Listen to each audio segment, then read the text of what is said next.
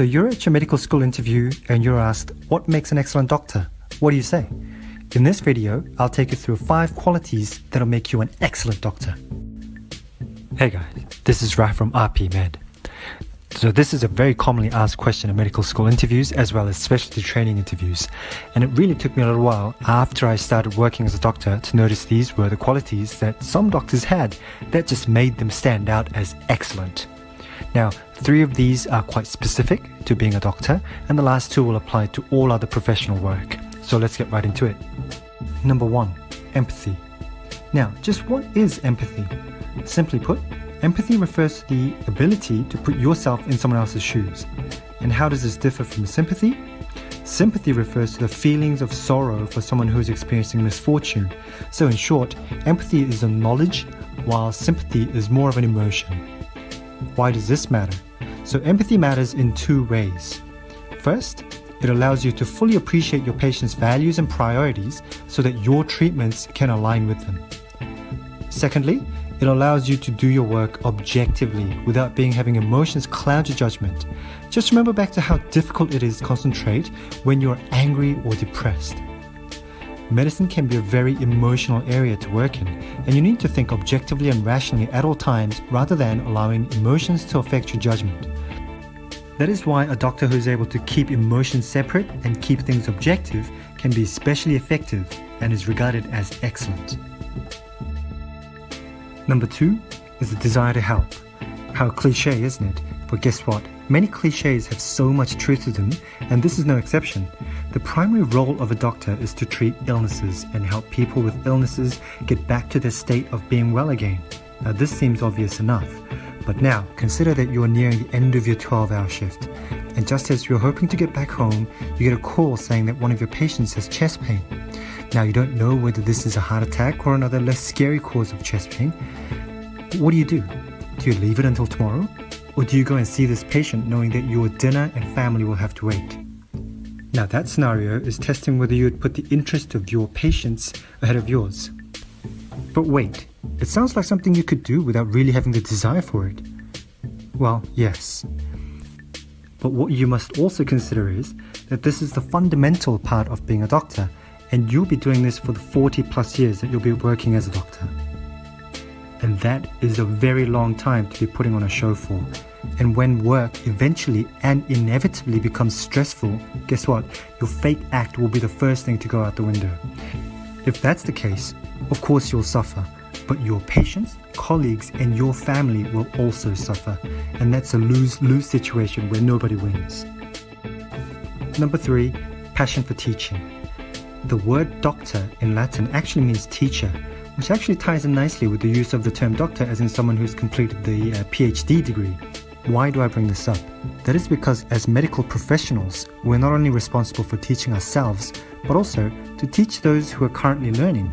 Medicine is a lifelong learning process, and the truly excellent doctors are those who are involved in teaching medical students or trainee doctors. Number 4 is passion for growth. A vital part of being a doctor is that he or she must strive to become the best version of oneself to better serve the patients and the society. Also, because medicine is constantly evolving, an excellent doctor is always prepared to learn and be educated so that he or she may grow. Number 5 is performing well under pressure. Performing well under pressure is vital to be excellent in any field, but it's especially true in medicine because as doctors we deal with people's lives, and a small mistake can have a dire consequence in someone's life. Now I'm actually planning to make some videos on how to work on your ability to perform well under pressure, so subscribe so you don't miss them. So there you have it. That's been the 5 qualities that make an excellent doctor. If you're a medical student, make sure you keep these in mind and try to work on them.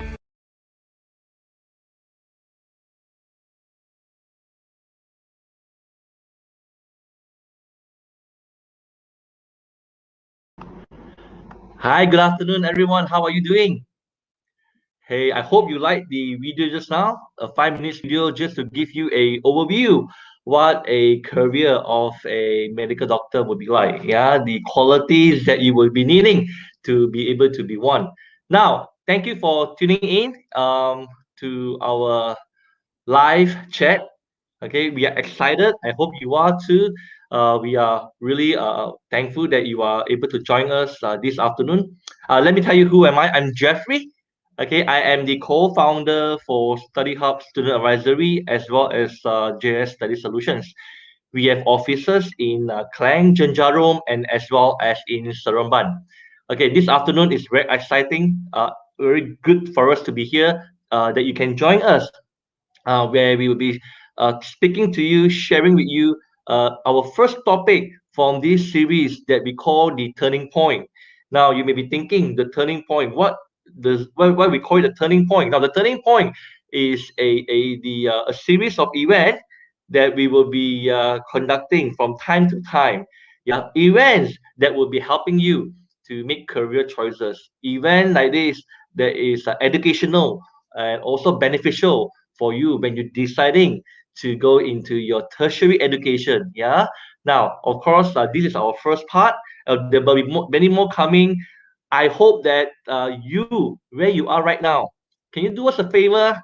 Yeah. Can you do us a favor? Can you do this? Can you please like the Facebook that you are in now? Whether you are in Study Hub Clang, you are in Study Hub Jenjaron Facebook, or you are in JS Study Solutions Facebook, like the Facebook. Yeah, like this Facebook, and not only like the Facebook, share this live chat out. Can you? Can you do that for us, please? I'm sure many of your friends, many of your relatives, I'm sure your dad, your parents, your relatives, and your neighbors will want to know and to learn together with us the career in medicine this afternoon, and as well as more programs that will be coming on in a matter of time, a matter of weeks and months. Okay, now let me just ask you all, okay, to sit back, relax. As we have this presentation, it won't be a very long presentation, okay? And when our presentation begins, you can feel free to write some comments, to ask some questions in the comment box as much as we can. If times permit, okay, we will answer these questions. Our guest speaker will be answering those questions. Yeah, and put it in any doubt that you have about medical line, any questions that you may be dying to know, please put into the comment box, and we will come to you from time to time. Okay? You can do that? Okay, good. Now, if you are ready, I'm going to introduce to you our guest speaker for today. Um, you have already seen our poster, yeah, and you have seen our gentle lady who is coming on board with us. Okay, we want to introduce to you Miss Barbara. Hi, Barbara. Okay, Miss Barbara, let me just give you a background of her experience. Miss Barbara is from the Melaka Manipal Medical College. Melaka Manipal Medical College is one of the oldest medical school in Malaysia. Probably, arguably, Manipal University is one of the more reputable medical school in the world. Yeah, Miss Barbara is currently the head of recruitment and enrollment with the college. She is the head. Not that she's only the head of the recruitment and also enrollment for Malacca Manipal. She has got many years of experiences pertaining to meeting students with medical ambition. And she's the right person, I believe, that will be able to share with us about her experiences, about this program career in medicine and dentistry.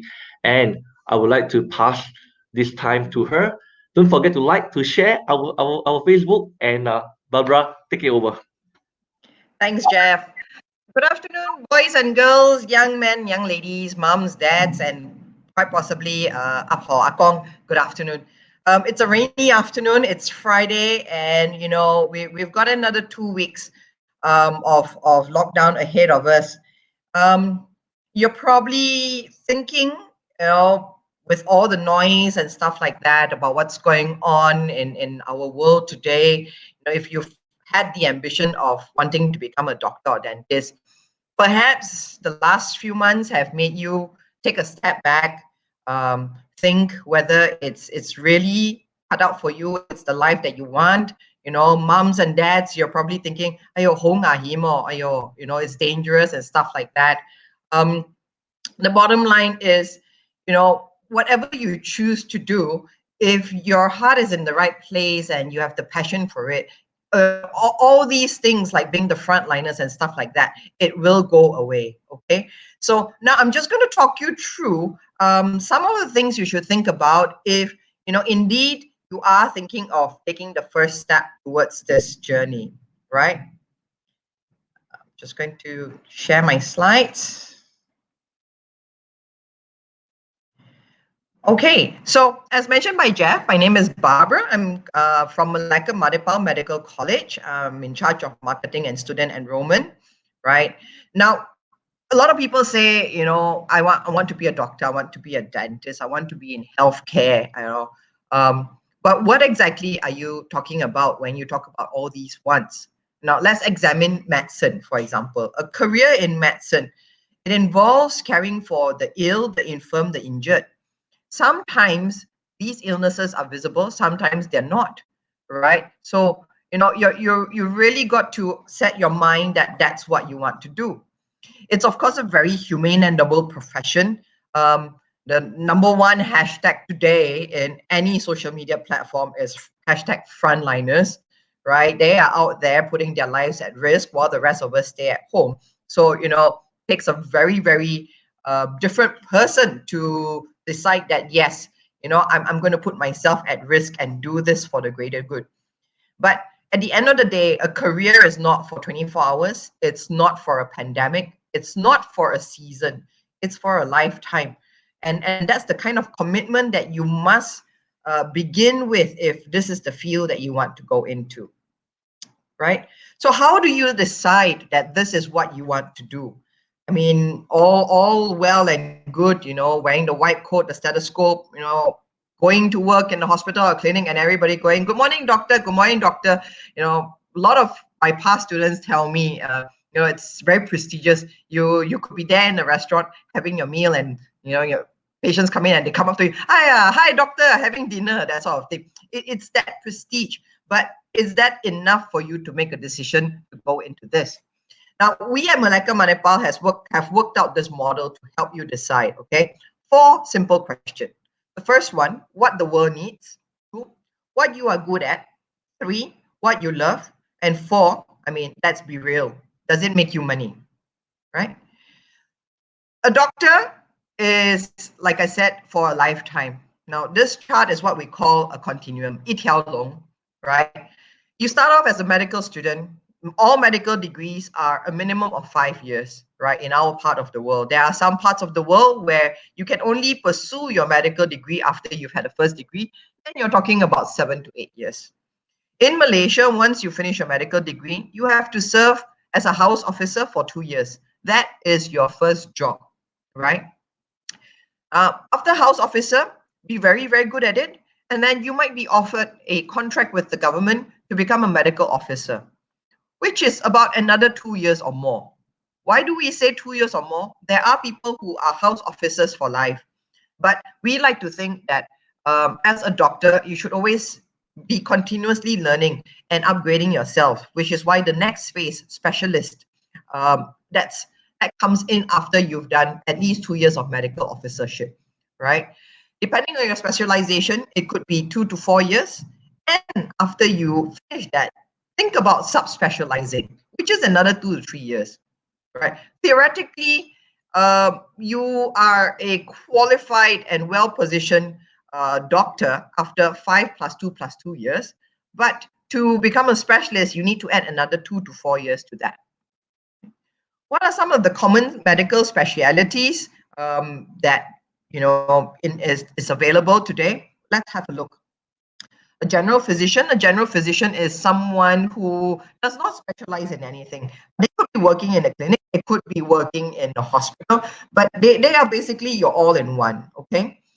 Then you have the doctor that you go and see in the clinic when you are not well. That's what we call a family practitioner, because it's not just you who go and see, mom, dad, grandma, grandpa, cousins. If you live in that neighborhood, chances are you're all going to see the same doctor who is known as your family practitioner.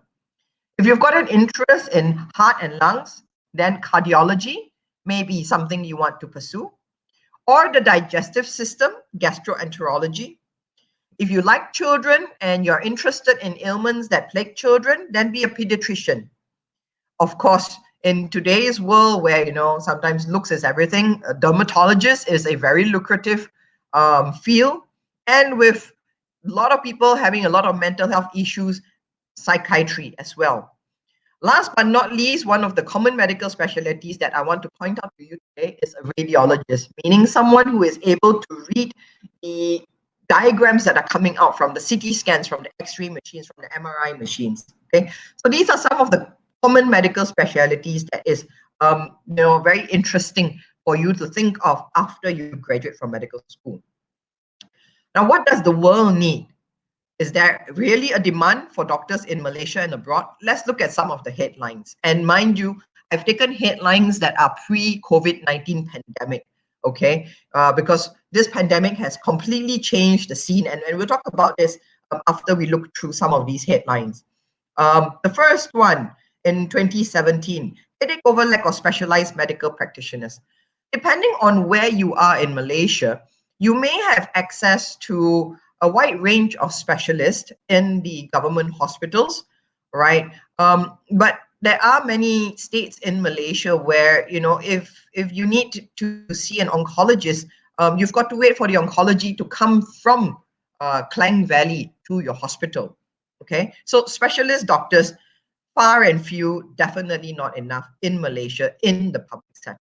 All right, and then of course in April 2019, this one is like looking into a crystal ball, a scary shortage of infectious disease doctors.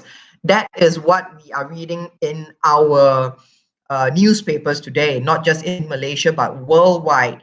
You get a lot of doctors who are general practitioners, but they're not specializing in infectious diseases. And that's possibly one of the reasons why things have gotten to the way it is today, not just in Malaysia, but worldwide. Okay. The UK in February 2019, they had a shortage of doctors. They had to bring in thousands of overseas doctors. Today, the UK, the situation is magnified many, many folds. How so?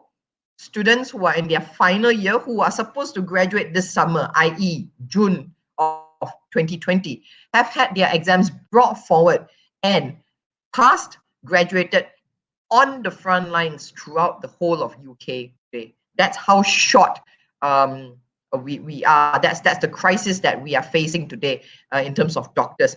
In Malaysia, you read the papers, our frontliners, we don't have enough ICU doctors being brought in from other areas of specialties. So there you go. All right.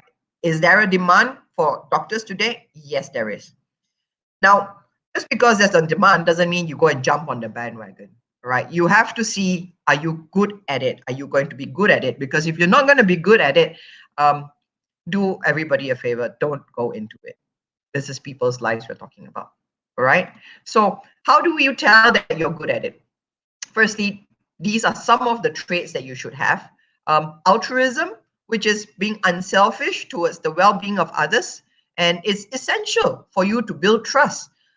One fine example would be in the situation of pandemic. If you're thinking, oh, yeah, I'd like to be a doctor, but I don't think I want to be in the public hospitals because I might catch COVID from the people there. Then, my friend, I would suggest that you log out now and look at something else because medicine is not the field for you. Okay, you need to have a strong work ethic, meaning you're 100% dedicated. Regardless of how tired you are and what's going on in your personal lives. Our frontliners, you've read the stories, their kids are not with them, they're working 16, 18, 20 hours a day, but they're still showing up and they're doing what they need to do. Okay, that's having a strong work ethic. Professionalism. Professionalism means you do what you need to do, but you don't go and tell the whole world about it. If you see, again, back to the situation today, a lot of the stories that are coming out are not from the physicians themselves, it's the observers around them who feel compelled and moved by the strong work ethics and the selflessness that our doctors, nurses, and healthcare workers are showing. You would never see a doctor, taking photograph of a patient badly injured from an accident, that is absolutely not professional, and they risk having their license taken away. So you need to have that sense in you, know what you should and should not do in your job. Knowledge and skill, of course, very important. You must have the confidence. You must have humility, in the sense that your patients could come from all walks of life, okay? You must have compassion and empathy. And as the video earlier mentioned, empathy is knowledge. It's not sympathy, which is driven by your heart. So empathy is putting together all the pieces based on what you know and then helping your patient make a decision. You must have strong communication skills. Think back to the number of times you were not well, you went to see the doctor took your temperature, checked your throat, listened to your chest, and started writing the prescription and then telling you, okay, take the medicine and you should be fine. You don't know if you had a flu, the cold, or something even worse. So doctors should be able to communicate, and must, all right? You must be accountable and responsible. If you did something wrong, you must be, you must come out and say, yeah, that was my patient, I gave that diagnosis, I'm responsible for that outcome. And of course, you must be honorable and have integrity. One example of how this comes in is if you had two patients needing a kidney transplant and you had only one kidney, and if one of the patients says, doc, I'll give you $1 million if you give me that kidney, you must be honorable and have the integrity to say, I'm sorry, that's not how these decisions are made. Okay, now you can be good at all that, but is this what you love to do? Okay, so let's explore that. In a lot of the times, I meet students and they tell me, I want to become a doctor because I like meeting people, I like helping people. While these are two important bubbles for you to consider becoming a doctor, it's not actually enough. You must love these three other bubbles there. The first one, you must love science. You must love making discoveries. You must love research. Because if you don't, then you're going to be a doctor who doesn't grow his or her knowledge, and you won't be very much good to your patients, especially in this evolving world today, right? Now, the next thing is you must love changes. If you are the sort of person who says that, oh, I must go from point A to point B to point C to point D in that manner, and if point B goes out of the way and you lose it, you cannot accept it, then you have to rethink if this is the career for you. While doctors have a guided set of knowledge and processes, they must also be able to quickly adapt if something else comes up. And you must be able to accept unpredictability. Okay, so these are the things that you should bear in mind, and you should ask yourself, especially students, if you're after your SPM, you're thinking this is what you want to do, you have to explore that these are the things that you love. Now, last but not least, let's talk about money, because you could be good at it, there could be a demand for it, but if it's not going to put food on the table, then you're going to be in trouble. All right, so let's have a look. In Malaysia, as of 2018, your starting salary would be about 3,500 to 4,400. The range comes from the various allowances that a houseman gets, okay? And then when you become a medical officer, you will start at 4,003, and it could go up to 8,002 after 10 years. But like I said, why be a medical officer all the time? Embark on your specialist journey, which you would normally in year 3 onwards, put in 2 to 4 years, depending on your specialization, qualify as a specialist and see that jump. Now, you will notice that a lot of the information I've given you is based on a public hospital setting, working for the government.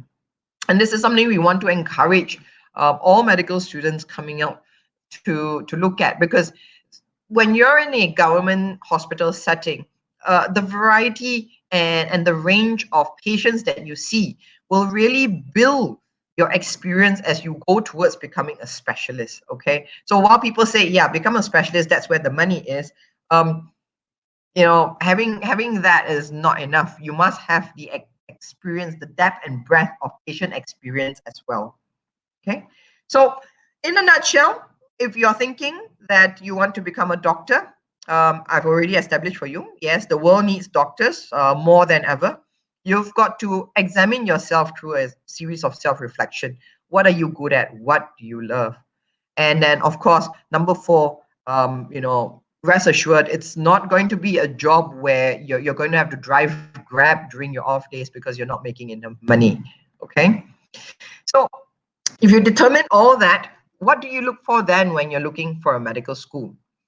I always tell students that as a medical school, we can't play a fool when we take you in, because not only are we teaching you how to save lives, that same knowledge, misused or mistaught, would effectively be teaching you how to take away lives. Instead of healing, you'll be killing. So when you look for a medical school, look for one that's well established. Simply because they've been through many rounds of queries and audits. Um, you know, the various authorities have looked at them and has ascertained that they've been around long enough. They're not going to go away tomorrow. Okay. Look at the prestige of the name, right? Behind this is, of course, all the other things such as faculty ranking. The more prestigious the name, that's where the better professors or the more experienced practitioners want to be looking to serve their teaching knowledge. All right. Look at the curriculum. Now, curriculum is a very important thing. There is something called the World Health Organization Standards of Medical Education, where it prescribes that these are the core competencies that each medical graduate must have. Ask the medical school, is your curriculum benchmarked against the WHO medical curriculum? Because most of the time, when you do your housemanship, whether in Malaysia or your internship overseas, the experience required for you to demonstrate during that first job is benchmarked against that WHO standards. And if you've not been taught a particular area, for example, orthopedics or obstetrics and gynecology, during your medical school days, how are you going to carry it out in your job? Okay. Make sure that they are accredited and recognized. Otherwise, spend 5 years and a whole lot of money. You will not be able to practice anywhere in the world. Okay.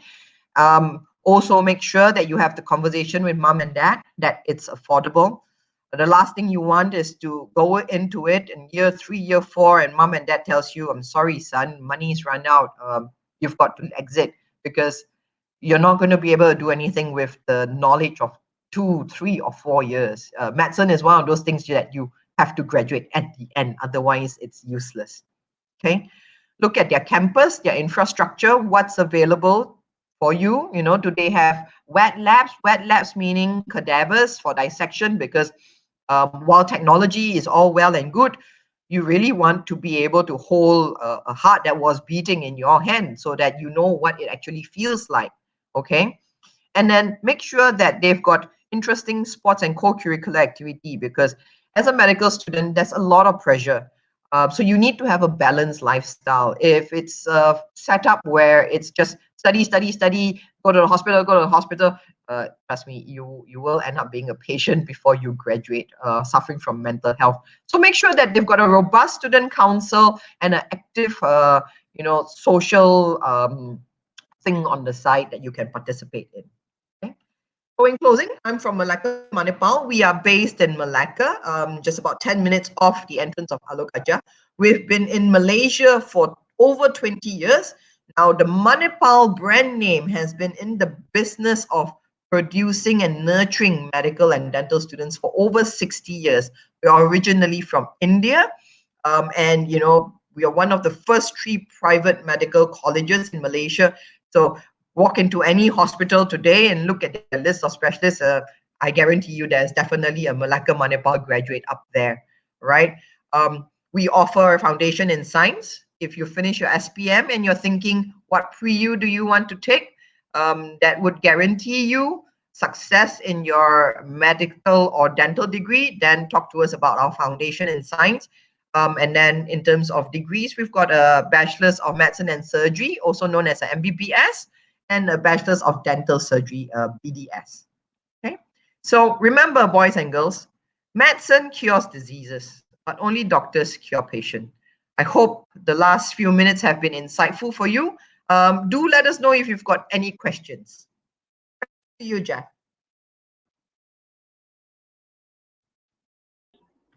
Okay, hey, thank you, Barbara, for very insightful sharing about the field of medical.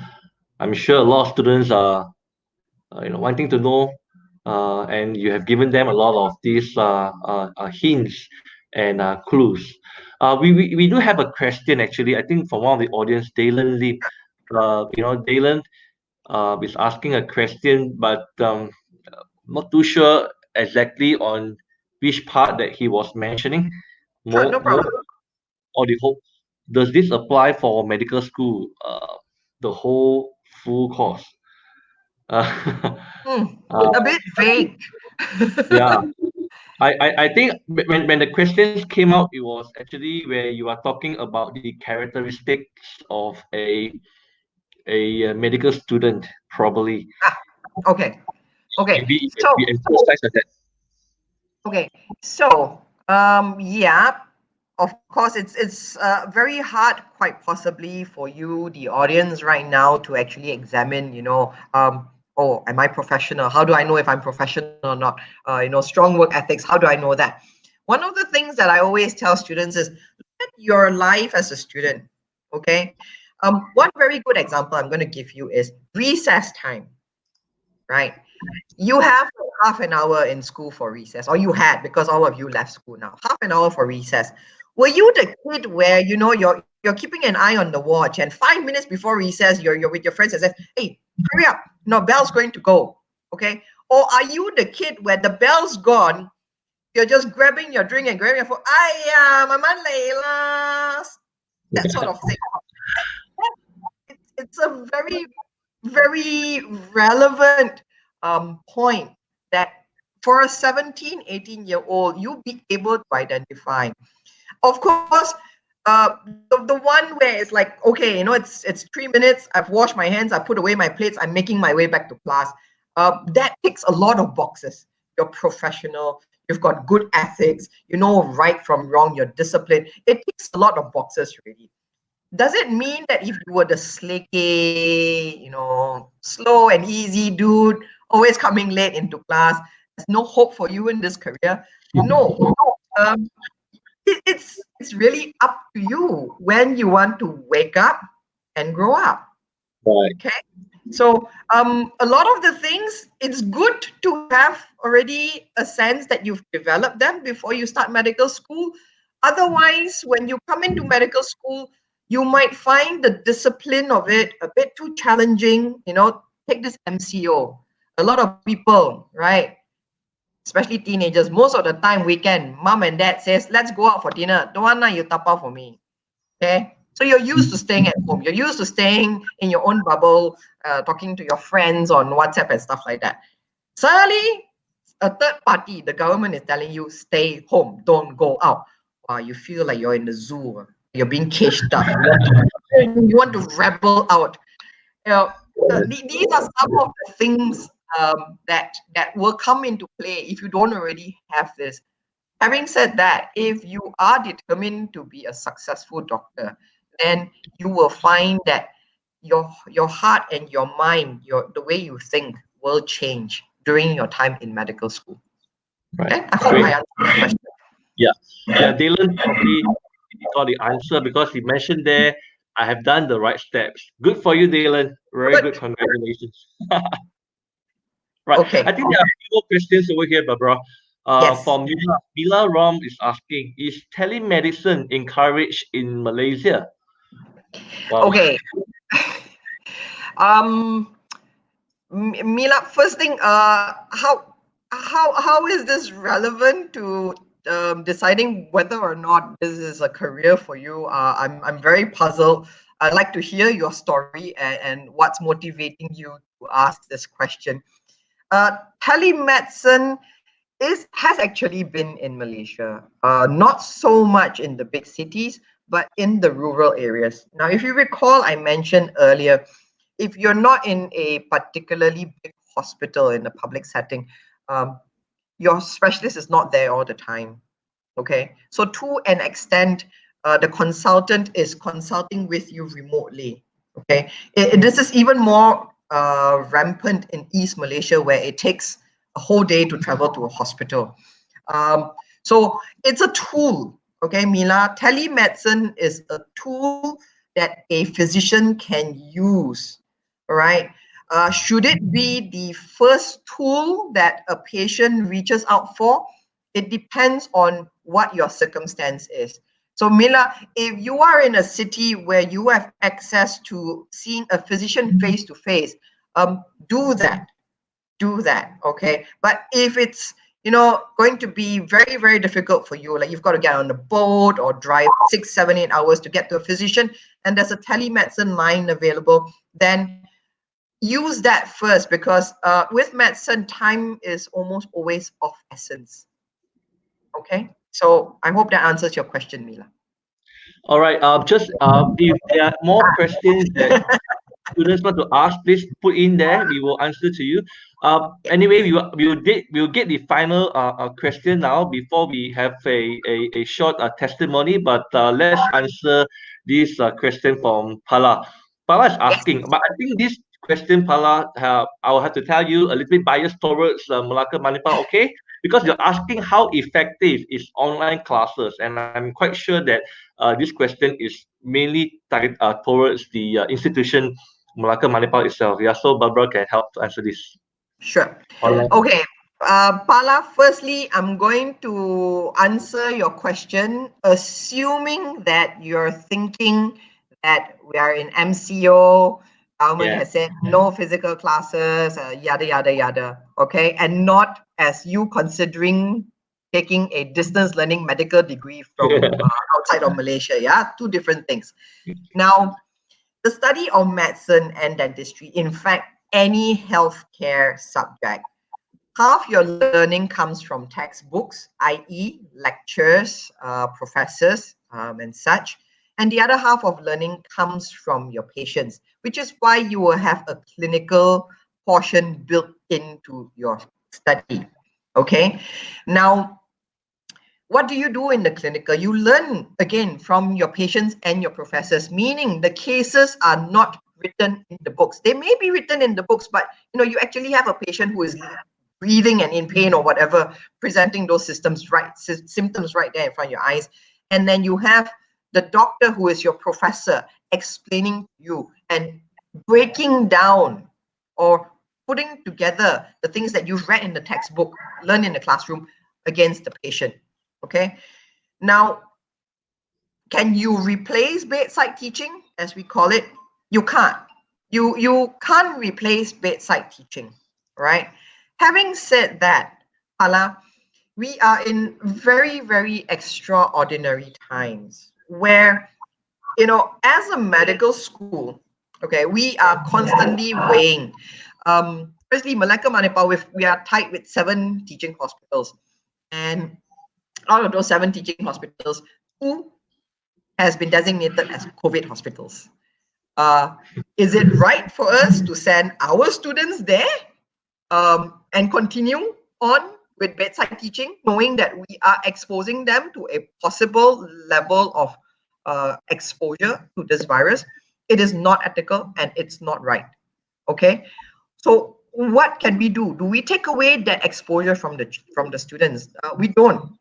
We currently, our students in our clinical years, they've actually all started. They're doing online classes by way of case studies. Now, in the theory portion of online classes, it will be a lot of videos, a lot of what we call download of knowledge, because that's the first 2 years. That's the theory part. Download of knowledge. You read, you learn. Okay. And then we supplement it with small group tutorials online using Zoom, using Microsoft Teams. So Melaka Manipal, we've moved away from Zoom. We're using Microsoft Teams. Students have an assigned time to log in. Professor is then. The professor says, okay, have you seen the video? Have you gone through the notes? Now let's discuss. Okay, that's year 1, year 2. So year 1, year 2, online classes does not really impact to an extent. Okay, you don't get to dissect a cadaver because you're not physically on campus. Having said that, we're not going to be on lockdown for 5 years, which is the duration of it.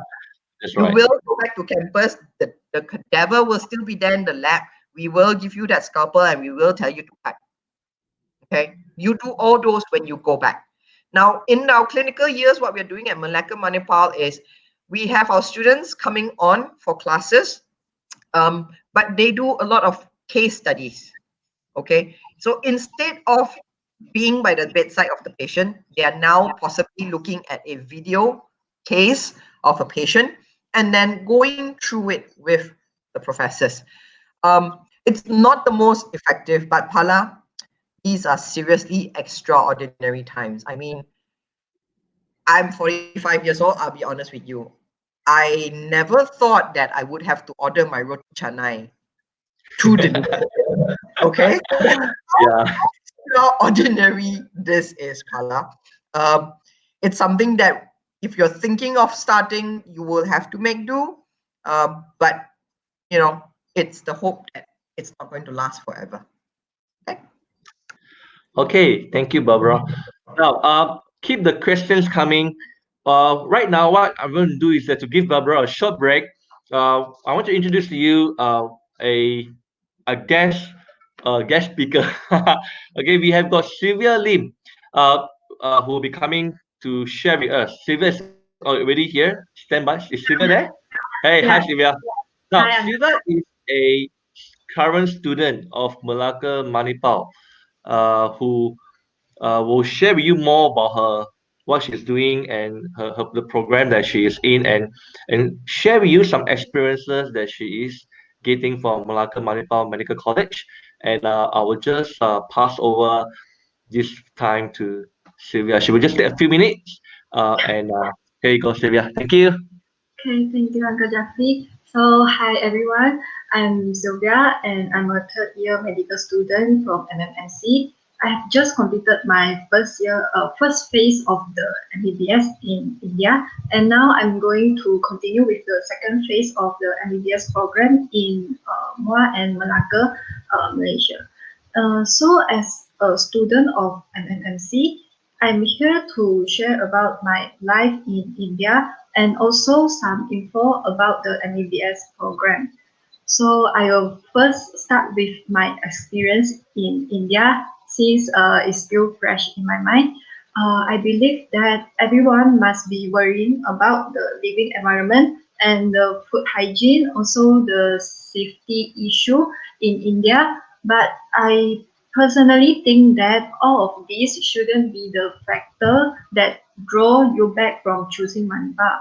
So as for the living environment, our hostel is located inside the campus and is a single bedroom with AC and bathroom attached.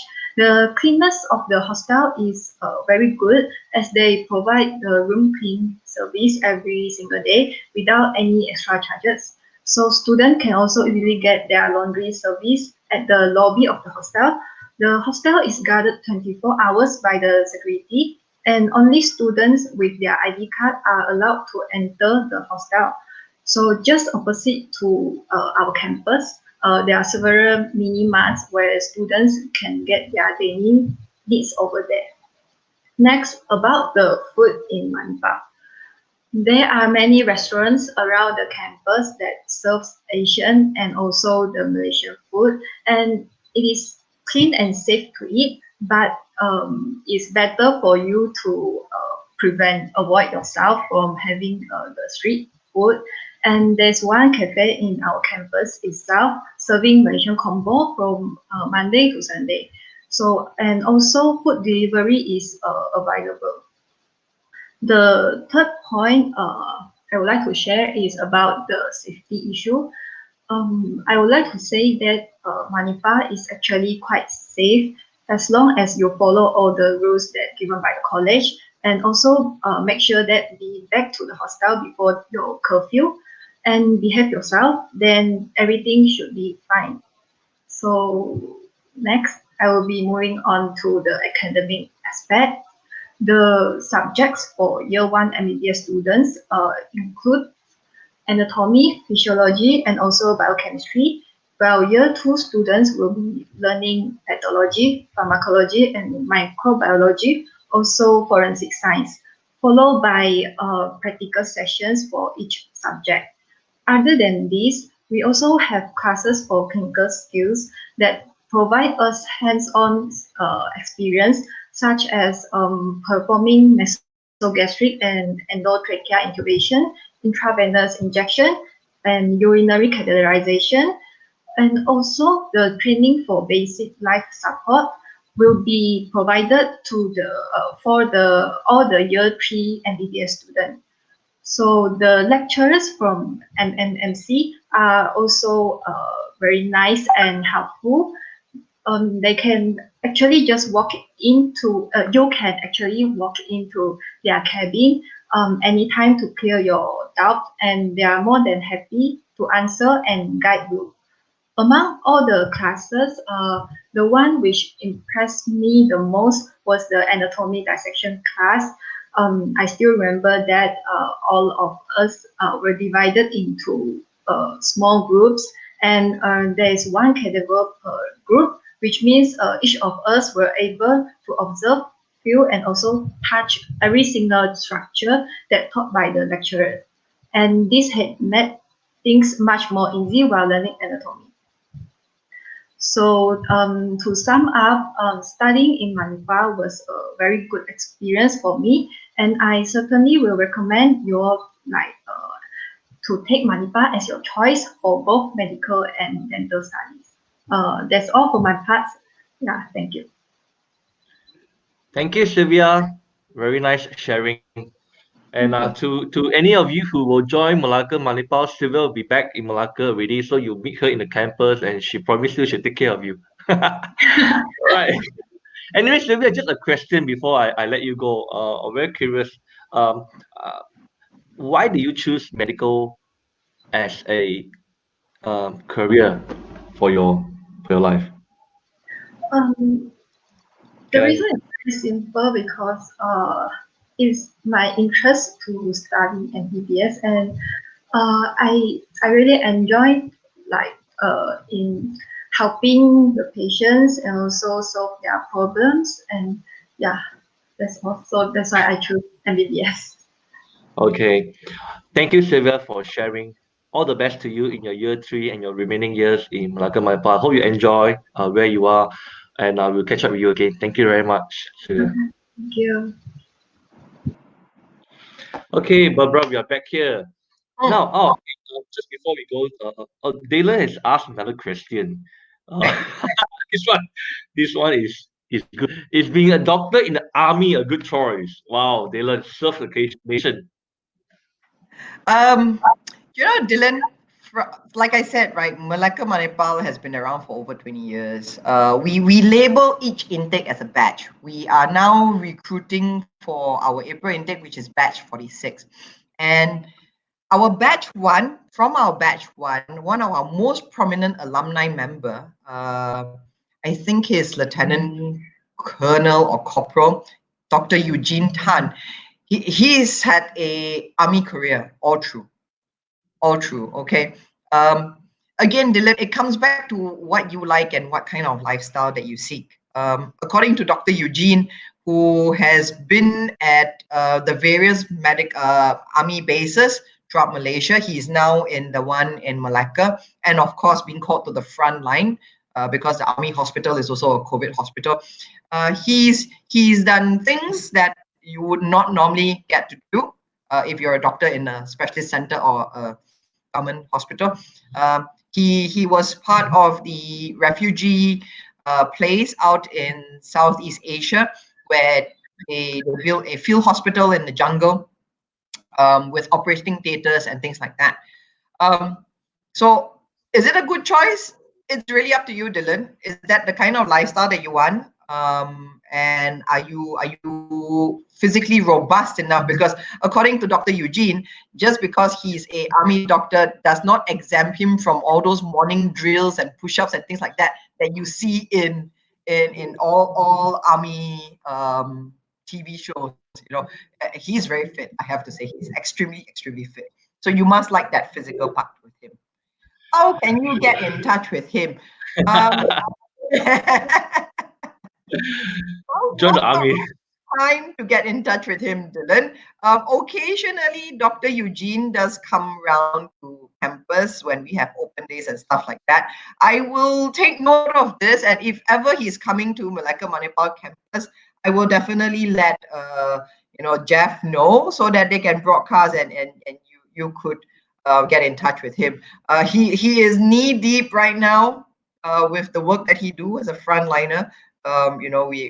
He's one of those among many that's constantly in our prayers. All right. Okay, Dylan. Make sure, Dylan, you put your details down. Okay, our colleagues will inform you whenever possible chance that we can get hold of for you, Dr. Eugene, from the army. Okay. Uh, okay. Let's take this question. One more questions before I want to ask Barbara about some of the exciting scholarships that Melaka Manipal offer. But let's look at this question. Sure. Um, um, Contract doctors issues and Okay. post shortage. I think this is talking about the housemanship, I think. Yeah. Okay. Ying, if you recall my 一条龙 slide, after 5 years, it says housemanship. You need to remember housemanship is a job. Okay. Now, as with any career, mom and dad, or if you've got older siblings who are working, they will tell you working is not easy. It's not guaranteed. Yeah, you could do everything and still not get that bonus or that promotion that they were looking for. So my opinion on contract doctor issues is the fact of the matter is there are 32 medical schools in Malaysia, public and private, that's churning out a lot of students who may or may not be the best doctors. All right. Now, when you have a lot of people going for something, you want to make sure that you pick the best of the best. Okay. In the past, we didn't have this problem in Malaysia because there was not enough Malaysians going to study medicine and graduating. So every medical graduate was precious. And that's why there was no challenge with contract and stuff like that. Okay. But now, as there's a lot of people, and depending on where they studied and how they did and what was their motivations for going into it, it may or may not be great doctors, good doctors, in fact. Okay. So the contract is really challenging the medical graduate to be the best that they can, right? Medicine dentistry, it's not an iron rice bowl anymore. Okay. So if you want a contract and you want that medical officer position, because you do want to stay in the public healthcare, that takes care of you when you do your specialization, which is with the Malaysian public universities that offering medicine and dentistry. It's really only the best will get there. So that's why we're having this talk today, so that as a student, you're making the right decision, that this is the right career for you. You're making sure that of all the things that a doctor should have, you're taking at least a large portion of that. Okay, you're making sure you've got the grades, you're making sure you're picking a good school that will give you good training, so that when you go there, you stand the best chance of getting that contract because you'll be the best among your peers. Right, Ying? So there's no hidden agenda, no conspiracy theory behind this. Ask your parents, I'm sure they're working. It's the same story in any profession. Whether you're an engineer, you're an accountant, nothing in life is guaranteed once you start working. So in order to make sure that you're there, when people are making decisions about promotions, about specialist places, about contracts, you have to be the best at what you do. Okay, Ying. I hope that answer your questions. and your doubt about a contract doctor. Okay, now just before, okay, we take this question, one more last one from Kartik. Okay, and I think it's probably similar. Kartik has got a question about clinical students. Take on the issue about, I don't know what issue that exactly that he's referring to. Yeah, That's a maybe good question, Laura. Kartik. Yeah, I'm not sure on what's this issue that you're talking about. If you're talking about the current situation of them having to do their studies online, I think I addressed it earlier. As we said, this is temporary. Whatever measures that we're putting in place, it's adapting to the sign of the times at hand. It would not be prolonged, and students, when they come back, they would be given makeup classes, that sort of thing. It does mean that the students would have a shorter holiday, but guys, this is the harsh reality of it. Times are so weird. Nobody could have predicted this even 6 months ago. So we're just going with the flow. Kartik, if you have a specific issue that you're referring to in your use of the word issue, I invite you to contact me via the Triple MC Facebook page. You could drop me a message, and we'll take that up separately. Okay, Kartik? Okay, thanks, Kartik. Now, Barbara, as we're coming Yes. almost to a close, I want you to, I mean, I have heard Melaka Manipal Medical College has got quite a variety of these scholarships that you offer to students. Could you briefly tell us some of these scholarships that's available? Okay, now we have let's talk about the program. Okay, so in our foundation program, we give an academic scholarship, which is either full or partial. That is dependent on the final results that you're presenting. So if you're an SPM student, we look at your final SPM results. If you're presenting the IGCSE, we look at the final IGCSE results. Based on the rules that we have set, which Jeff and his team will be able to share with you, you'll be eligible for either a full scholarship 100%, a partial 50%, or a one-off 1,000 ringgit bursary, or nothing at all, right? That's the foundation scholarship. It's automatic based on the results that you present. Now, for MBBS and BDS, we appreciate that it is not cheap. Yeah. Our MBBS degree cost about 345,000. Our BDS 320,000.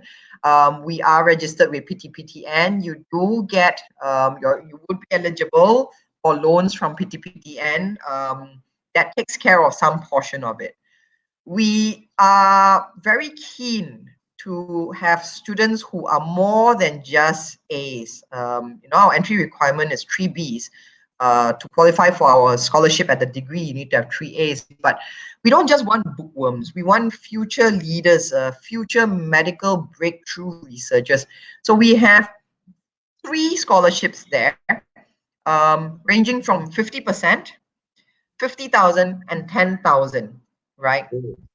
These are available at each intake. There is a process to it.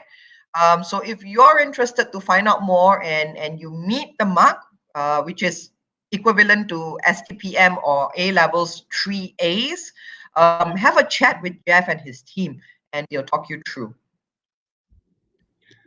Okay, thank you. But just for today's sake, as we are now with this COVID-19 crisis, and we all know that we are in a lockdown, we have heard that some of these parents or even some of the guardians are having some difficulties, and some of them are having some financial shortage, because of some businesses are affected. As a responsible college like your college, will you all be giving a special waiver, anything like this, during this period? Okay, so right now, our foundation intake, which was originally supposed to be in March, that's been rescheduled, and we are starting in May. Like I said, based on your academic results, we will look at whether we can give you a full or a partial scholarship. Our MBBS, which is starting next week, we are still, you know, aware that some students who were initially thinking of going for public universities and stuff like that, or thinking of studying abroad, those plans are now topsy-turvy. So if you are thinking of coming in now, quickly get in touch with Jeff and his team. We have something, Jeff, in our scholarship, which I didn't mention earlier, which is what we call a hardship bursary. This is really for students who come from a financially disadvantaged background, all right? We've actually increased those for the current MBBS intake, which starts this month, right? It's 50,000. So you get 5,000 scholarship or bursary per semester. That helps a lot. That at least takes care of your living allowance. Yeah. Okay. So if you are interested and you've met the grades, quickly fill up the form that's indicated there so that Jeff and his team could reach out to you and connect you to us. So that's what we're doing. It's hardship bursary that we got special permission over and above what we were giving before, just because of this thing that's happening now. Right. All right. Thank you. Thank you very much, Barbara. Thank you very much, Thanks, Melaka, Jeff. for sharing with us the opportunity of the career in medicine. We appreciate your time. Everyone, we thank you, Barbara, who is the head of marketing and enrollment for Melaka Manipal. And we appreciate the scholarship that you're giving to the students, and we'll catch up with you again. Any one of you who have any more questions, if you missed this session or if you want to put in any questions or just come meet with our counselors from Klang, from Jenjaram, from Seremban. We'll be more than happy to share with you more of the opportunities to know more about Melaka Manipal. And if there's nothing more, we're going to end today's session. Thank you for your time. Thank you for everyone who is able to come here. Thank you for all the questions that you all have been putting up here. And we'll meet you again the next section. Thank you, Barbara, and see you all again. I'm Jeffrey, signing off. We'll watch a video as we end this session today. Thank you.